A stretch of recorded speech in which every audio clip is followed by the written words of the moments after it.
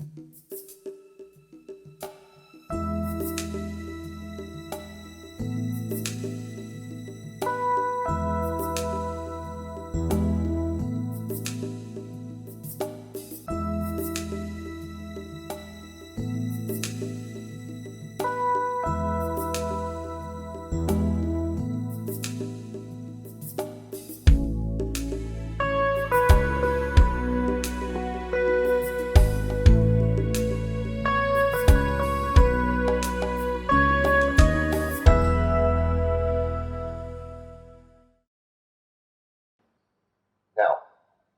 let's do this. What is the main problem in analysis that people miss these clues? Well, the first problem is people don't think they're supposed to analyze the play. They don't realize what a play analysis is. They're supposed to read the play and then get up and have people say the things, and then it'll work somehow. Because a lot of people deal with theater as if it's an activity, like a spelling bee. Just let them learn the lines, people will say it, and we did a play. No, theater's an art form. That means that there has to be expertise to execute the things to cause it to come out right. Finger painting is an activity, it's not an art form. And when children do it in, not elementary school, what do they call it, kindergarten, when they do finger painting, one of them isn't as good as the other. All finger painting is equally good. But for the activity part, yes. I take and mess it around. But if you say finger painting, then the finger only becomes a medium, but the painting is still supposed to be a painting. And therefore, some kids at that age will be able to give a sense of something. 99 out of 100 or 999 out of 1,000 won't. So what you do on stage is not an activity. There must be expertise to be able to do these things. And the first reason that things are badly done really comes from the fact that people attack it like an activity. They don't have training to know otherwise. They don't know what art is. They don't know how anything is supposed to function. They know this play is about everybody in a small town. And, they have, people talk to each other, and some people like each other and don't. And somebody gets married in the second act, and then, of course, they die. So it gives us a sense of the wholeness of life, all in one day. It's a quaint little thing of little people in a little town. And if it's true for them, I guess it's true for us in a big city, too, blah, blah, blah.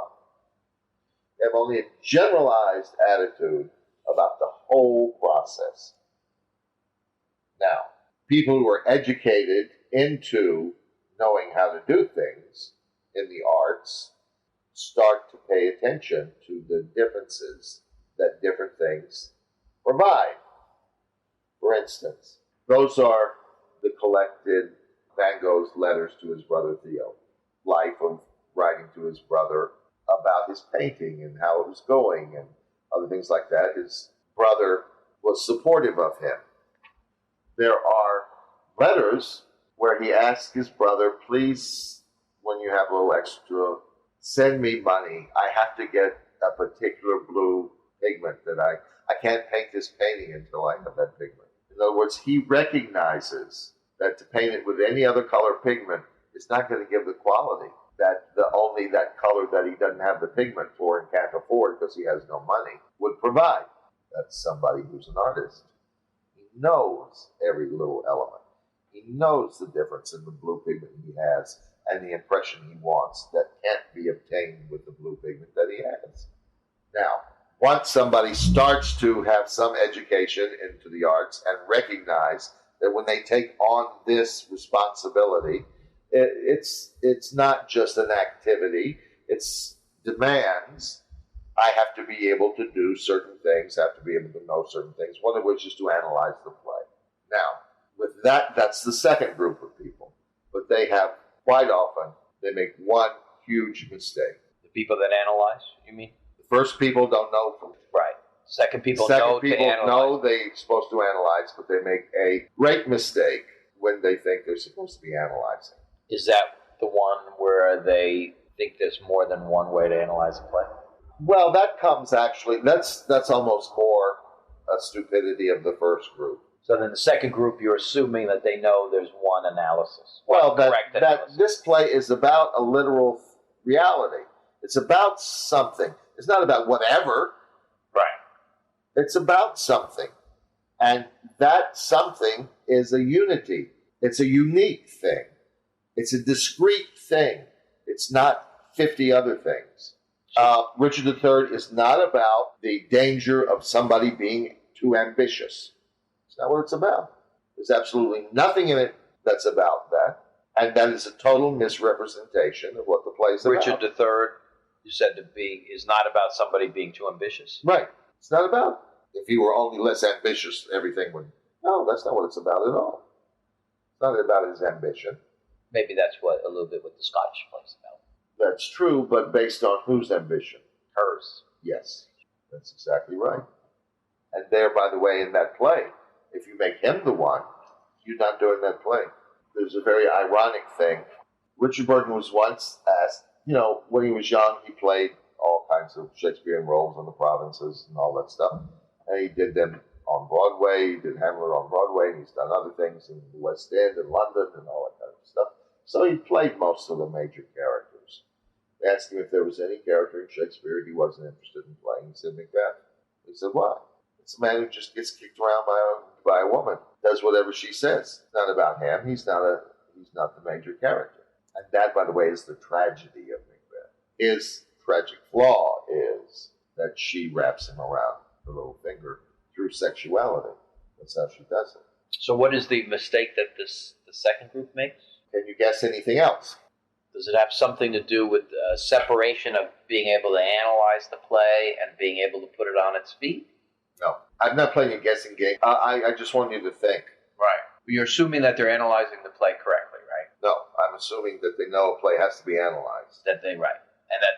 And that they try to do that. Right. They're not, and they're not of the mindset that, there's whatever interpretation you want to put. Yeah. I'm not sure what it would be. It's that people make assumptions readily when they don't realize they're making assumptions. For instance, I'm going to direct a play called Our Town. It's all small town people. So, what happens in small town is people are genial with each other. That's what we get a sense of small town people. Everybody's always genial. That's an assumption. You haven't analyzed anything. The problem with analysis in a play is that people who start to analyze don't actually carry through with analysis because they too often assume. About behavior, human assumption is almost always wrong. I used to always use the example in class. Everybody knows what their first intercourse will be like before they have it. And what they know is, some people think, oh, my ears are going to ring. Some people think, I'll be just awash in pleasure. Some people think various kinds of things. The only truth about everybody who knows exactly what their first sexual intercourse will be like is they're all wrong. They make assumptions. I know what it'll be like. If it's a boy who's masturbated a lot, it'll be just like masturbating, but it won't be my hand. I remember my very first reaction the first time I was inside a woman. I thought, this is what this is like. I didn't think, isn't this wonderful? I didn't think, oh, boy, I'm going to tear her up. I didn't think any. I thought, oh, Jesus, that's what it's like. So the road to hell is paved with assumptions for somebody who's trying to analyze a play. He's a doctor. Well, I know what a doctor is. No, you don't know what a doctor is in this play. Why is this a doctor?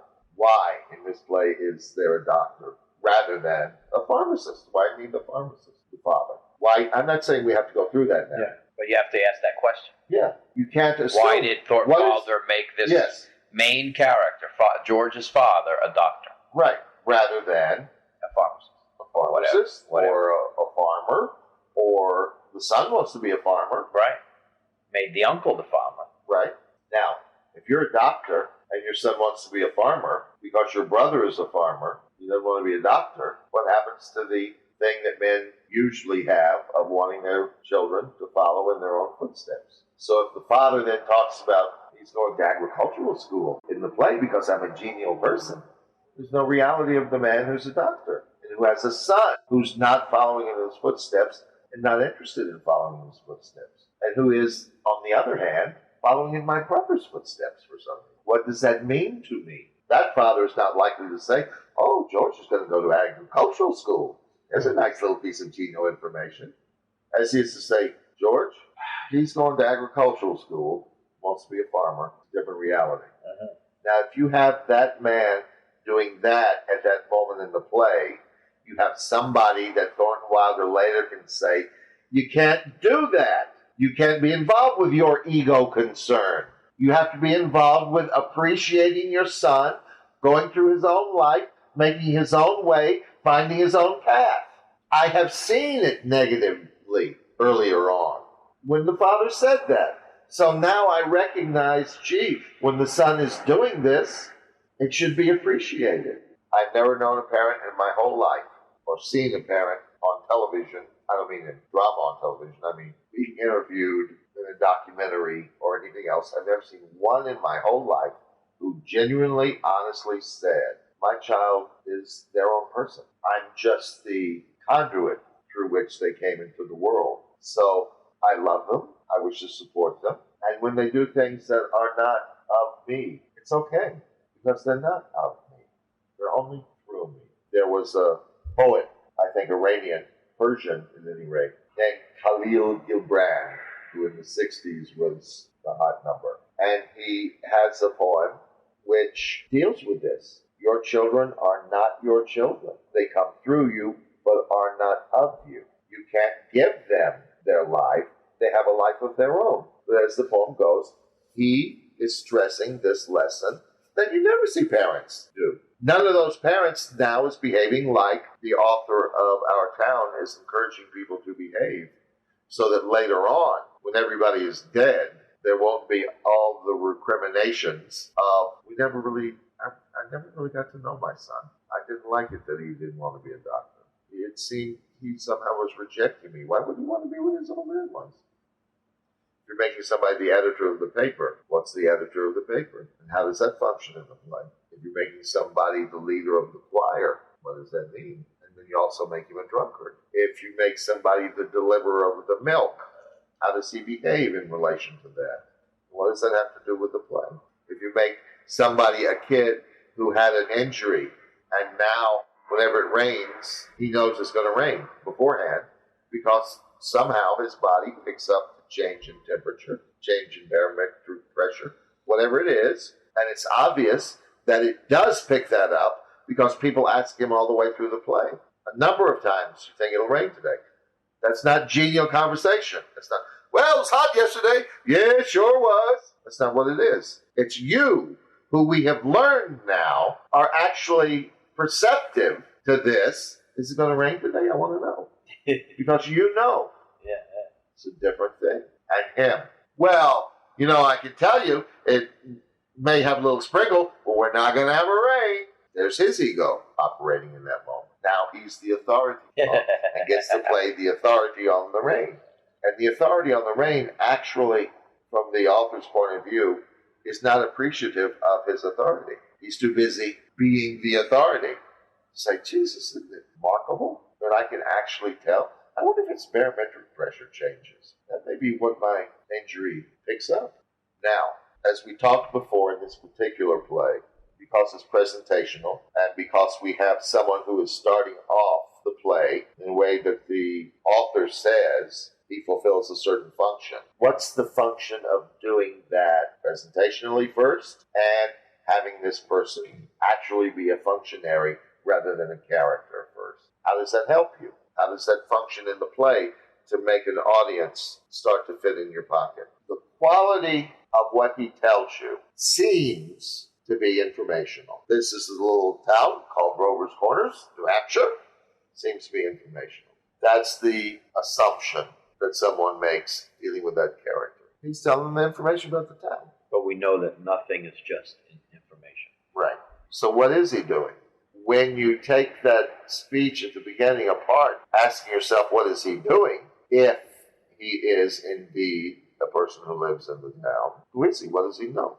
In other words, nobody is ever informational about anything unless it's in a teaching circumstance. So everything that you do and you deal with you have to say, this is a girl. What does that mean? You don't say, I know what a girl is. This is a mother. What does that mean? And how if I'm going to make a play about people who don't live their lives for being involved on petty levels. Well, this is a mother. Well, mothers are wonderful. Mothers are loving. Mothers are supporting. That's the assumption. It's especially a small town mother. When everybody in the town is genial, she's going to be a nice, supportive mother. Now, when mothers aren't, mothers can be that. Mothers can be mommy dearest. Yeah. What mothers are people who have their own psyches with their own problems and who now have the additional problem of raising a child. Some may welcome it. Some may hate it. There's a whole range in between. Some may welcome it and do it badly because they don't know what to do. Some may hate it and do it well in spite of themselves because they intuitively fall over things that they shouldn't do from their point of view, hating it, but they do because it's an intuitive response to the moment. They don't realize that it exists outside of their hatred of being a mother. So a mother is not a mom in a play, nice little mom who calls you down to breakfast. And now you got two mothers in that play. That means they're the same thing. So what is one and what's the other? And how does one function with the one and the other one function differently with the other? One of them comes carrying something, one of them comes carrying the same thing plus a flower. There's a reason for that. It tells you something about that mother. If I'm coming over you, somebody died in your family, and we're both bringing food, and one mother brings you fried chicken, the other mother brings you some beef stew, it's the same thing. But if the one who's bringing fried chicken also brings you a flower, a different person, she has a different sensibility. That woman, the flower is more important than the chicken. We bring chicken because everybody always brings. That tells you something about that mother. So that mother is going to be different in relation to her children than another mother who doesn't bring the flower. That's an assumption. Well, she brings this, she brings a flower too, the person needs it, blah, blah, blah. It's all the same. No, it's not all the same. Nothing is all the same. Every human being is different from every other human being that will ever live. And like, I don't know if they can say this except for the laws of probability, but no two snowflakes are alike. So all of these things that are in there have a particular discrete value. And every one of them has to be paid attention to. And it can never be assumed. Nothing can ever be assumed that I know what a doctor is, what it means. Because the doctor doesn't mean it in this play. All doctors are not the same. Every doctor is different from every other doctor. They all have different degrees of ability. They follow different ideas. It's a different approach. So it's true in life that they're different. It's obviously if you plug them into the play, you can't just say, well, I know what a doctor is. I know what a surgeon is. Doctor and a surgeon, different. Surgeon is a particular kind of doctor. You're going to play a surgeon. Putting on a white lab coat and a stethoscope around your neck is not being a surgeon. What does a surgeon have to do different from another doctor? Well, the surgeon has to go in and perform the surgery. Which means? So you're dealing with life. You have somebody's life in your hand. Well, so do you often if you're an oncologist and you know that you can give this person chemotherapy or not. You have their But with surgery, it's precision. You have to be precise. Well, you have to give them the right amount of radiation or chemotherapy, too. That has to be precise. They don't say, oh, we'll just take some, we'll give you some pills, take them whenever. Surgery, you're under duress for a period of time where the concentration, you cannot lose your concentration. That's true. But in surgery, you're invading another human's body. You are cutting someone open with the pretense that when you sew them back up, they'll still be here. They will not have gone on to that great beyond. Yeah. There's a certain amount of ego in that. There's a certain level of confidence in that. Another doctor, non-surgeon, doesn't have the same thing. You have a very egocentric oncologist, that's true. But you're not going to find a surgeon who's genial. He's going to explain to you so that you damn well understand what the problem is. It's a more assertive person who's able to open somebody up with an expectation that I'm going to get in there, deal with the plumbing, and get out, and the person's going to survive. It's a different kind of doctor. So if I'm writing a play and I pick somebody to be a surgeon, I'm saying something about their self-assuredness. If I'm doing a family doctor, it's a different thing. So everything in the play you have to deal with on that level, with no assumptions. Now, when you get down to the time that we're starting to analyze the lines, same thing, but now it's with words. I'm very angry at you. You can't assume what angry means. That's what actors who play on the lines do. Right. I'm very angry with you because we all know that angry means I am mad and expressing it through my voice.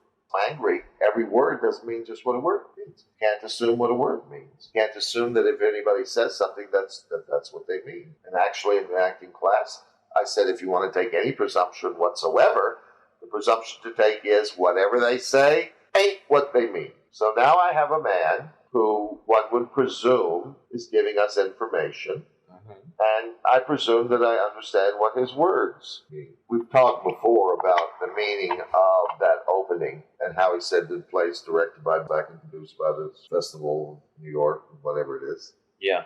And Ginny Jones is going to play Emily, and we talked about the value of all of that. It's the same thing as having him move the stage around beforehand. It's truthful. That's that value. But past that, now, you actually starts to get into the play. The name of the town is Grover's Corners, New Hampshire. Latitude 42 degrees, 40 minutes. Longitude 70 degrees, 39 minutes. Why in God's name should we know what the latitude? There's no cartographers in the audience. Let's go back just a second. We talked about this previously. Here's an assumption that's made in the playing of this first speech. Even the parts we've talked about before, how they function. The play is called blah, blah, blah. It's starring so-and-so. The assumption that's made is that when this person talks, the audience will listen. Foolish assumption. Depends on what he has to say. Everybody's been at a party where an idiot comes up talking to you. You can't wait to get, I'll be right back and refresh my drink. In the meantime, you find somebody else to talk with after you get your drink. And so, sorry, I got involved over here. When you start to talk to anybody, you are presuming upon their time. That is the pressure of a comedian. He gets on stage, he's presuming upon people's time with the promise that I'm going to be funny. Right. That's a lot of pressure. Yes. They all talk about it. And early on in his career, Richard Pryor was on Saturday Night Live, and he came out and said, "Hi, everybody. I hope I'm funny." Before he started, he was dealing with that pressure. He was dealing with that presumption. I know that I'm taking up your attention now. I know it's a presumptuous thing to do. I know that as a comic, I'm supposed to not only be interesting, I'm supposed to be funny. So, hi, everybody. I hope I'm funny. He dealt with the reality. He wasn't assuming or presuming anything about it, which was very, very smart thing to do, although I'm sure it was intuitive. Later on, he got to be a much more polished monologist. So, if that's true of all human beings, why wouldn't it be true if this is a truth? It's true of all human beings. When you talk to somebody and you're going to demand their attention and their time, it's a very presumptuous thing, so you better have something to say. Now, why would that be true of everybody but the stage manager? So that means he has that pressure. Just as the stage manager. I'm not talking about the actor. The real human being, if this was really a person telling us about his life in his town, rather than a play by Thornton Wilder, the stage manager would have the pressure that if I'm going to talk to people, I'm going to have something to say. Now, not only that, he's the authority on the town. We know that's how he functions in a presentational play. He's God. Right. But not deified or anything. He's the one who creates the evening, as the narrator does in narrative material, short stories, novels, poems, and so on. Those people are God. They're the ones telling you the story. When my brother Jim was 14, he got his arm badly broken at the elbow. When enough years had passed by, that person is God. We don't know Jim. We don't know anything about them. We don't know Atticus. We don't know how he got his arm broken, and we don't find out, by the way, till the end of the book, how he got his arm broken. But we don't say, he didn't get his arm broken. No, this is God. This is God who's creating Jim, who's creating the broken arm, who's creating Atticus and Dill and everybody in the book, as they tell us that, through this God's creation of the story. And it's created always as if this is an event that I happen to have gone through, so now I can tell you about it. So you were saying, why does he put in the so now, latitude with 42? This pressure, why does he say this first thing? Well, is it to show that he is an authority? In other words, if he knows, Bingo. he knows well, geez, if this guy knows the exact location of the town, I guess From a I guess cartographer's point of view. I guess we're listening to the right guy if we want to know about this Yeah. town, right? But this guy knows that. Okay, guess he knows They the town. will get the He's an impression authority. by what he says, but also how he says it. The point I'm making about this now is now the actor has to know that he's showing off a little bit. This is plays going to be set in a town called Rover's Corners. It is 47 degrees. Now, the first act shows a day in our town. Yeah, well, that's informational. What else? Well, it's setting up the structure because the first act is That would be only informational. A more blatant author would say before he says that, so here we go. The first act is about, because what that is now getting the ball rolling. That is how the play proper starts. The first is, how are we going to get the stage manager to be an interesting authority on the town, to be this God figure in the way that the audience agrees. Yes, he is. And all the things we've talked about up to there do that. now he's getting down But to brass now, tacks. he says, so on with the story. Therefore, he doesn't just say, this is about a day in the town for information. Could be 2 days, could be 4 days. No, this is going to be one day in the life of our town. Now, the day is such and such, in the year such and such. We obviously know we're not in that year, so I'm letting you know what it was like with that. He's already spinning the story, in other words. Mm-hmm. If he were a magician, the first part is, good evening, everyone. We have lots of tricks and everything for you tonight. Now, give me the cane. And out of the cane, he starts to pull all of the handkerchiefs that are tied together or whatever else. Right. This is the trick starting to happen. And when that is said like the trick starting to happen, people recognize the difference between what happened before, when he was ingratiating himself with them, and now I'm no longer just ingratiating myself. I now have ingratiated myself. So you're willing to hear my story. So let's go. Would you say there's a sense of being even more familiar with him now? Because he's already ingratiated himself? The audience, Yeah. they will be if he has done the first part well, whether they want to or not. They won't be able to help it. They won't be aware of it. Again, you're dealing with the audience the way I'm talking about dealing with actors when you're trying to get them to understand things. You don't tell them, and you don't bring to their attention the fact, now that I got you, let's go. No. You just do it, and we'll get them. Mm-hmm. It's like a doctor giving someone medication. They say, take it.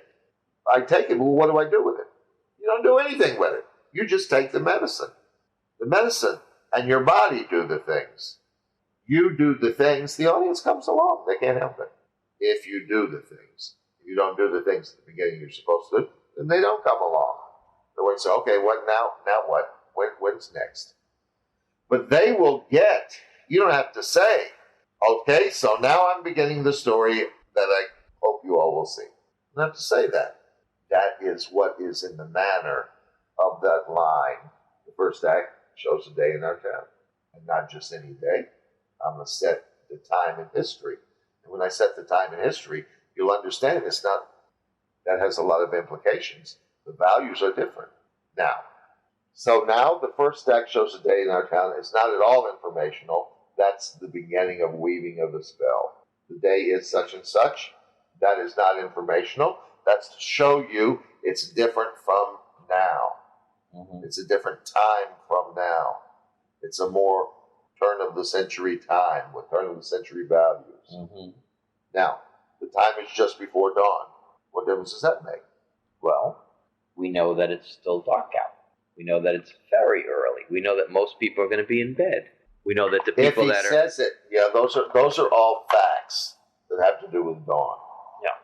But what does it have to do with, here comes a man who now I believe in as somebody to listen to, who now has just shown me he's starting to spin his story. Mm-hmm. When I'm first spinning my story, I'm outside of my story spinning the story.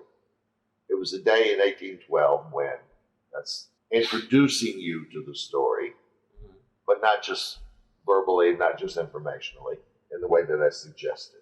But now, he's a part of the story. He's in it. He's not the kind of narrator who's outside and only telling you. Because he's experiencing the dawn, right? He's about to experience Right. the dawn, yeah. Oh, look, the time is just before What does that do? That puts him in the story. He has started the magic trick, and it puts him in the magic trick with it. And then he describes to you not what happens in every morning when there's dawn, what he sees at this moment. Look, the sky is beginning to show streaks. And it's, oh, look, see that? That's our mountain. Well, obviously, it's not anybody's mountain.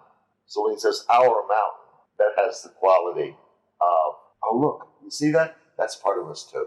Also makes him all the more part of, he's now in the story. He's now of the people. That's the attitude of the people when he says our mountain. There may be a little town further on the other side of the mountain who think that's their mountain. But so when he says our mountain, he's showing this is how we feel about the mountain. We have possessed. We feel it's part of our experience, part of our lifetime. Our living in this city wouldn't be the same if we didn't have that mountain there. It provides us with something which feeds us and everything. And so there, what you would It's stable. It's something you can count on. Right. I think of it more in picturesque terms. Oh, God, we're glad they haven't done it. It looks so Inspiring. Inspiring. I enjoy looking at it there. That makes it our mountain. It means it has meaning to me, makes it our mountain. So when he does that, makes him deeper into the story.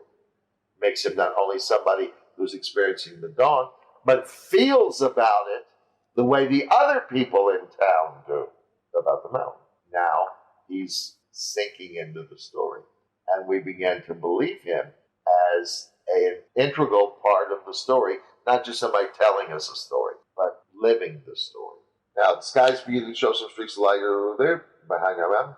The morning star always gets wonderful bright the minute before it has to go, doesn't it? Just for curiosity, you know what that is? The morning star? Yeah. Is it the North Star? No. Can you recognize Venus in the sky? Sometimes. Venus is the morning and the evening star. Venus.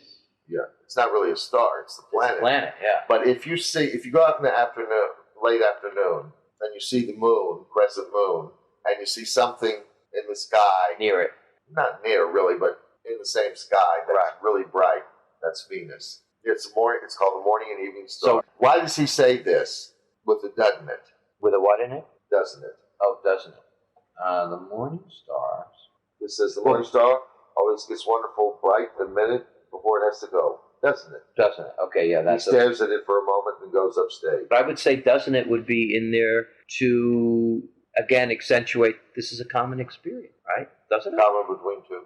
Between the audience and... Okay. If you watch, there's a progression. First time, somebody's going to tell you a story. Mm-hmm. Second, I'm going to tell you what the story is. Third, I'm going to start the story about. Fourth, I'm going to be in the story. Mm-hmm. Fifth, you're going to be in it too. So that's how that doesn't it would play. Now feel they're in it. But by the way, we'll talk about again. This guy didn't know how to talk to an audience. Talk to an audience like I'm talking to you. He used too much of his voice. Not only that, but he didn't make an attempt to talk to the audience. He talked to the audience. That's not human behavior. That's people who don't know how to talk to a crowd, or talk to a jury, or talk to an audience. When you do, you talk to them. Your mental energy is not, I'm sending my mental energy out. No, your mental energy is connecting with the person before you go on. Like when I'm talking to you now, I do. If I start out, well, today we're going to talk about the fact that the director is, you'd say, wait, whoa, who are you talking to? Right. You're excluded from that. Yeah. And this now, what it does is that progression I just showed you. That last step is, now you're here too. Mm-hmm. You make them part of the trick too, so that they're involved. Right. That's all very purposely done. So the steps that you just outlined are, I'm someone who's going to tell you a story. Well, first of all, hi, we're going to do a play. Right. And I'm somebody... I'm just telling you the truth. I'm a guy here. You can believe me. You watch me. I'm telling you the truth. Now I'm going to tell you a story. And then this is the story I'm going to tell you. Now I start telling the story. Right. And then I'm in the story. And then I'm also in the story. And now you're in the story. And then now you're in the story. So what you've done is you've taken them from a moment where you said initially, we're going to do a play. It's just me. I'm not pulling the wool over anybody's eyes. I'm not acting anything. We're going to do a play called Our Town. The director's right over there. These people are actually going to play it. To a place so the audience is just in the room with you. Total truth. 5 steps, they're in the play with you. And the play doesn't exist, except as you spin it. They're now in the magic trick. When the guy says, watch the ball now, watch the ball, it's not just, it's better if you watch, you'll get a better sense of the trick if you watch the ball. No, watch the ball, watch the ball. Pulling you in. Mm-hmm. So that down here he can punch the lever that makes the pigeons fly out. Mm-hmm. Or whatever he's doing. Mm-hmm. Practically. To make the trick happen. Okay, this should be a decision that he makes. Not something I've already decided. Well, you know what? I guess I better show you what the town's like. Because we're going to do more than just the morning and evening star. And there's going to be a spatial necessity for you to understand things. Since this is a play called Our Town and it's just a play, we don't have a real street, I better show you. So before we go any further, hold on, let me explain. It's again not informational. It has to do with we're in the moment and we're going to be doing some things. So, before I go ahead, when anybody tells a story, they don't tell a story. Well, it happened 3 years ago when nobody tells a story that way. They start to tell you, they say, 3 years ago I was doing such, no, it was before I was doing the other thing. They didn't know they were going to say it was before I was doing the other thing. So when a human being starts to tell a story, they don't know what they're going to say. They only know the story. If they say, but first of all, do you remember Jenny? Well, it was Jenny's sister who I met that night. So you know how stacked she was. So therefore, when I saw her, now you know what. I didn't know I was going to say Jenny. But I get to the point where it's time to bring Jenny in. But if I just say Jenny, it could be any Jenny. So I say, wait, remember so-and-so's, whatever. Now, that little thing is what he does here. How do you have it phrased? I have, now I'll show you how our town lies. It just says, I don't have the now, just, I'd better show you how our town lies. That's better. Okay. But both of those are the same. Yeah. Because if you do this, the thing that I've just suggested is the reality. I get to that point, I know I have to go further into the story. I realize I haven't shown you where the town is configured, but I know we'll be going through spatial things. So, before I go on, and that comes to me only at that moment. In the moment, yeah. I've said the thing before. Morning Star always gets wonderful play. Boy, that's great. So now on with the story. Oh, wait. I better show you, first of all. He only sees that. Because in this, he's into the Morning Star. Mm-hmm. He's enjoying it. You know what it's like. They enjoy it together. We enjoy our memory of the Morning Star. And as I see it up here, it's doing it. It's the last thing to go. You see? You know what that's like, don't you? You've seen it. Oh, wait. Before we go forward, I better show you where everybody lives in it. So look, up here, this part of the stage, since we all know it's a stage, and I told you from the beginning it's a play, up here, that's where we'll do.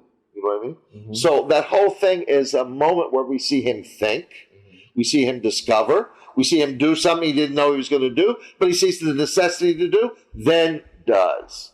This kind of thing comes from not assuming I know that this is a guy who's telling us about the town.